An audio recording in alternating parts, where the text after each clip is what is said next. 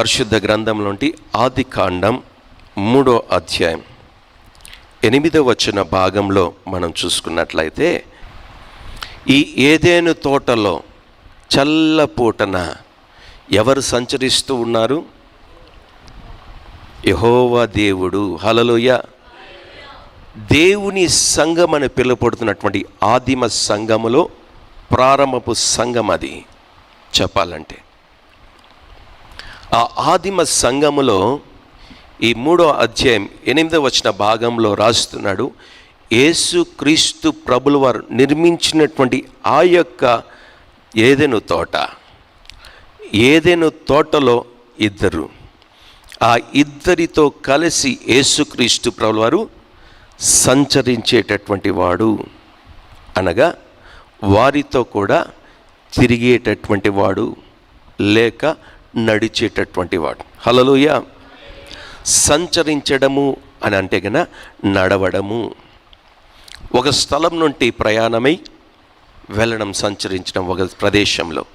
నా ప్రియమైనటువంటి దేవుని యొక్క సంగమా, ఈ రోజున దేవునికి మందిరములో వచ్చినటువంటి మనం దేవుని మందిరములోనే ఉన్నాము, కానీ ఈ మందిరములో ఎవరుండాలి? ప్రథమముగా యేసుక్రీస్తు ప్రభుల వారు సంచరించాలి, యేసుక్రీస్తు ప్రభుల వారు నడవాలి.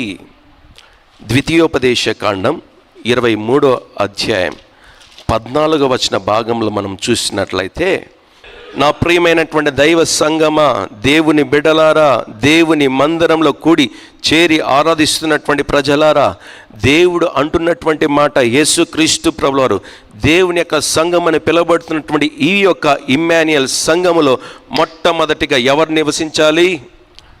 ఎవరు సంచరించాలి? యేసుక్రీస్తు ప్రభుల వారు సంచరించాలి. హల్లెలూయా, హల్లెలూయా. ఎందుకు సంచరించాలి?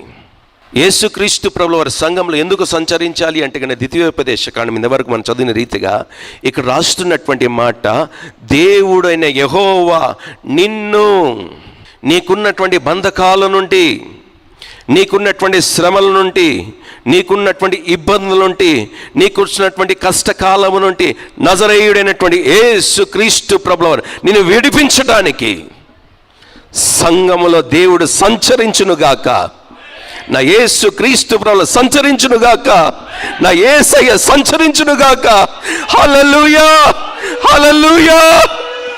ఈ రోజున సంఘాలలో యేసుక్రీస్తు ప్రభులు సంచరించడం లేదు. కొన్ని సంఘాలలో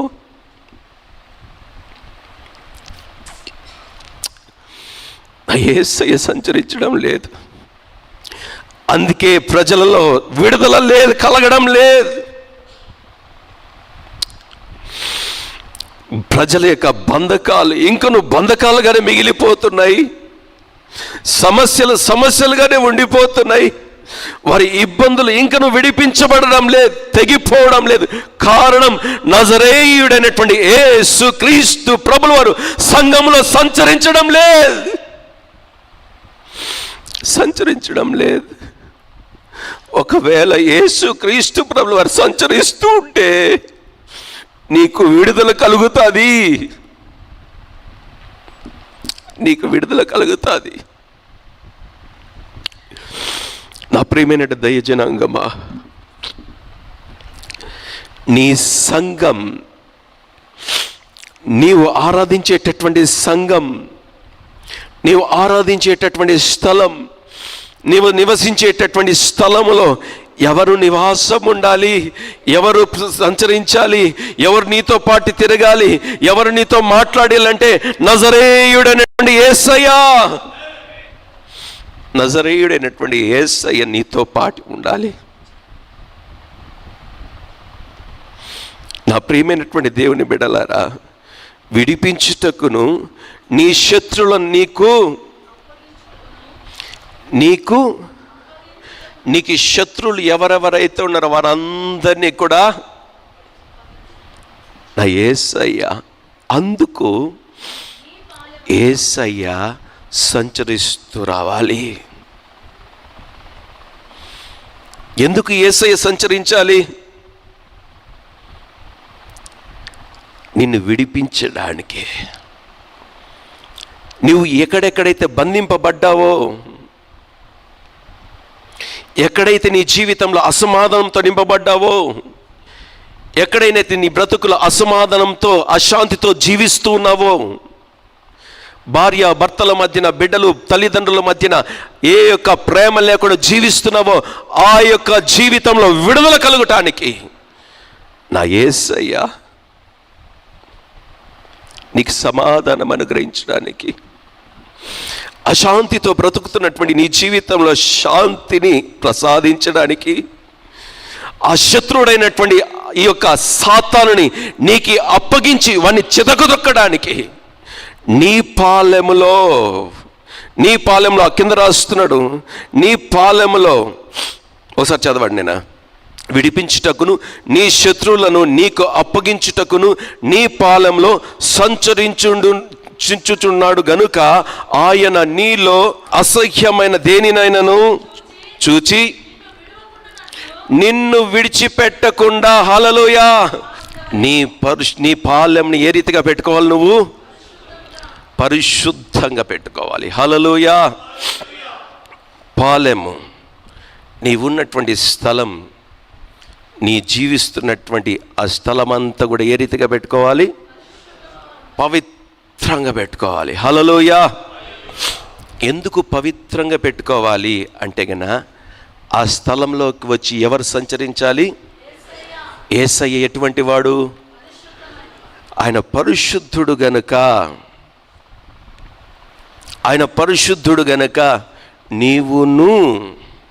నీవు కూడా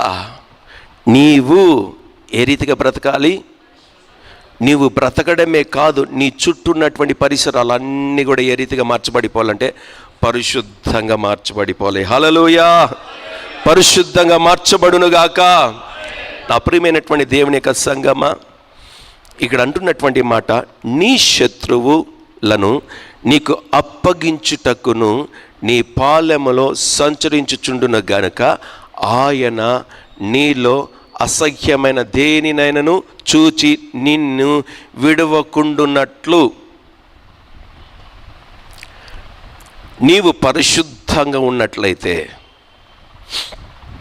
యేసుక్రీస్తు ప్రభువు నిన్ను విడిచిపెట్టాడు. పవిత్రంగా నువ్వు జీవించినట్లయితే నా యేసుక్రీస్తు ప్రభువు నిన్ను చెప్పాలి హల్లెలూయా. పరిశుద్ధంగా నువ్వు జీవించినట్లయితే గన దేవుడు నిన్ను విడిచిపెట్టాడు. అంటే దేవుడు ఏ స్థలంలోకి వస్తాడు, ఎక్కడ నివాసం ఉంటాడు, ఎక్కడ సంచరిస్తాడు అని అంటే గన పరిశుద్ధమైనటువంటి స్థలంలోనే. హల్లెలూయా. యేసుక్రీస్తు ప్రభువు అపరిశుద్ధమైనటువంటి స్థలంలో నివాసం ఉండేటటువంటి ప్రసక్తే లేదు. హల్లెలూయా. నా ప్రియమైనటువంటి దేవుని బిడ్డలారా, అనగా నీ జీవితంలో పాపము పెట్టుకొని, నీ జీవితంలో యేసుక్రీస్తు ప్రభువు కోరుకున్నటువంటి అటువంటి జీవితం, పరిశుద్ధమైనటువంటి జీవితం నీలో లేకపోతే,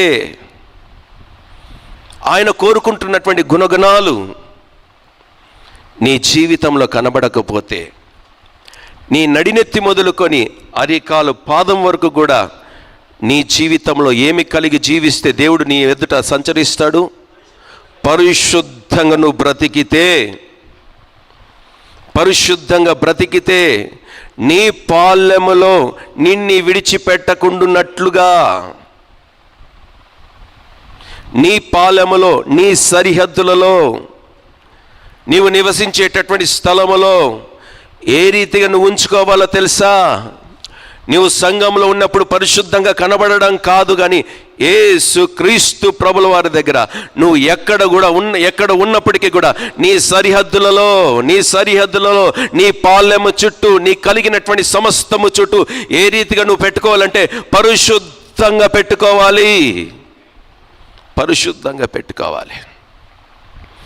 నువ్వు పరిశుద్ధంగా పెట్టుకున్న నాడే నా యేసయ్య నిన్ను విడిచిపెట్టాడు. ఆయన విడిచిపెట్టకుండా నువ్వు ఎక్కడున్నావో అక్కడ ఆయన సంచరిస్తూనే ఉంటాడు. సంచరిస్తూనే ఉంటాడు. హల్లెలూయా, హల్లెలూయా.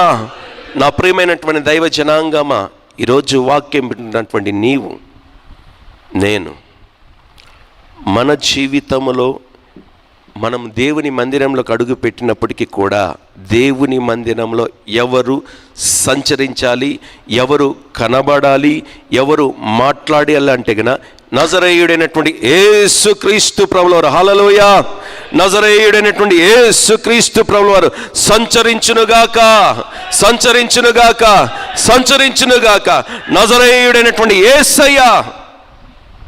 నా ప్రియమైనటువంటి దేవుని బిడ్డలారా, యేసుక్రీస్తు ప్రభువారు సంచరిస్తున్నటువంటి దినాలలో మొట్టమొదటిగా మనుషుడుగా రూపొందించబడినటువంటి మానవుడు, మన పితరుడైనటువంటి ఆదాము హవ్వగారు, దేవుడు ప్రతి దినము కూడా చల్లటి పూట 3:8 రాస్తున్నాడు, చల్లటి పూట యేసయ్య వారి దగ్గరకు వచ్చి ఏం చేసేవాడు? వారి దగ్గరకు వచ్చి ఏం చేసేవాడు? యేసయ్య మాట్లాడుతూ ఉండేవాడు. చల్లటి పూట అనగా పరిశుద్ధమైనటువంటి వాతావరణము, ఎటువంటి అలజడులు మనసులోనైనా వారి జీవితంలో ఎటువంటి పాపం అవలక్షణాలు వారిలో లేనే. నా ప్రియమైనటువంటి దేవుని బిడ్డలారా, ఆ యొక్క సమయములో యేసుక్రీస్తు ప్రభువు వారి దగ్గరికి ఒక ప్రశాంతమైనటువంటి వాతావరణం, అది ఒక పరిశుద్ధమైనటువంటి వాతావరణం. అటువంటి వాతావరణంలో యేసుక్రీస్తు ప్రభువు వారు దిగి వచ్చి, పరిశుద్ధ గ్రంథంలో సందర్భం వేరే అయినప్పటికీ కూడా నిర్గమాకాండం 3:7 మనం చూసినట్లయితే గన, నా ప్రియమైనటువంటి దేవుని బిడ్డ ఇక్కడ రాస్తున్నాడు, వారి అమోరియలను, హెపెరిజ్జీలకు, హివ్వీయులను, యెబూసీయులను నివాస స్థానమైన పాలు తేనెలు ప్రవహించు దేశమునకు వారిని నడిపించుటకును నేను దిగి వచ్చి ఉన్నాను. హల్లెలూయా, హల్లెలూయా. ఎందుకు దిగి వచ్చాడు యేసుక్రీస్తు ప్రభువు వారు అంటే, వారి మొరను నేను ఆలకించాను, వారి శ్రమను నేను చూశాను, వారి కష్టకాలంలో నేను చూశాను. ఖచ్చితంగా నేను వారి మధ్యకు దిగి వస్తాను. హల్లెలూయా, హల్లెలూయా. ఎందుకు దిగి వస్తున్నానంటే, వారి మధ్యన నుండి వారి మధ్యన నేను సంచరించుటకు. హల్లెలూయా. ఎందుకు సంచరించాలి యేసుక్రీస్తు ప్రభువు వారు అంటే, ఇందాక మనం చదువుకున్నటువంటి వాక్యంలో వారిని విడిపించటానికి, వారి బంధకముల నుండి విడిపించటానికి, తెంచివేయడానికి నా యేసుక్రీస్తు ప్రభువు వారు వారి మధ్యకు దిగి వచ్చాడు. హల్లెలూయా, హల్లెలూయా. చెప్దాం హల్లెలూయా. నా ప్రియమైనటువంటి దైవ జనాంగమా, ఈరోజు నీకున్నటువంటి బంధకాలు, కష్టాలు, ఇబ్బందులు, సమస్యలు ఏవేవైతే ఉన్నాయో వాటి అన్నిటి నుండి తెంపివేయడానికి ఎవరు దిగి రావాలి? ఎవరు సంచరించాలి? యేసుక్రీస్తు ప్రభువు వారు. హల్లెలూయా, హల్లెలూయా. నా ప్రియమైనటువంటి దేవుని బిడ్డలారా, ఈ రోజుకు కూడా నీవు బంధకాలతో బంధింపబడి ఉన్నావేమో, అదే సమస్యలతో ఇంతకాలం నువ్వు జీవిస్తున్నావేమో. నా యేసుక్రీస్తు ప్రభువు వారికి నీ స్వరం వినబడలేదేమో. దయచేసి మొరపెట్టు. నా యేసయ్యకి మొరపెట్టినట్లయితే నీ స్వరం యేసుక్రీస్తు ప్రభువు వారు వినిపించబడిన తర్వాత విన్నటువంటి నా యేసయ్య ఊరుకుండేటువంటి దేవుడు కాదైనా నిశ్చయముగా నీ పట్ల కార్యం జరిగించడానికి నా యేసయ్య, ఆయన సింహాసనాసనుడైనటువంటి నా యేసుక్రీస్తు ప్రభువు వారు మీ మధ్యకు దిగి వస్తాడు. ఆయన ఎవరు ప్రార్థన చేస్తారో, ఎవరు స్వరాన్ని వింటాడో, విన్నటువంటి ఆ స్వరాన్ని బట్టి ఆయన వారి మధ్యలోకి దిగి వచ్చి ఆయన సంచారం చేయడం ప్రారంభిస్తాడు. హల్లెలూయా, హల్లెలూయా.